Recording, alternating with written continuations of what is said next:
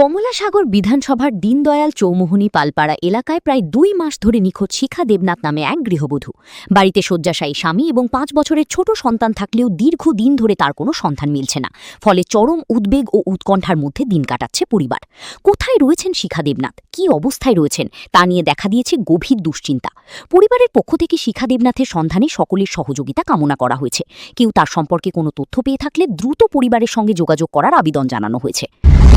যে কোনো একটা অনুষ্ঠানের কথা কইয়া যাওয়ার পরে ৩-৪ দিন যোগাযোগ করছি। ৩-৪ দিন যোগাযোগ করার পরে আমার মেয়ের বাড়ির কারোর সাথে যোগাযোগ না, আমার ওয়াইফের সাথে যোগাযোগ নাই, তারা লাইন বিজি করে রাখছে। আমার শ্বশুর বাড়িতে আমি খবর পাঠাইছি, তারা তো কোনো উত্তর পাইছি না, তারা আমার কোনো ভালো মন্দ করা হয়েছে না। আমি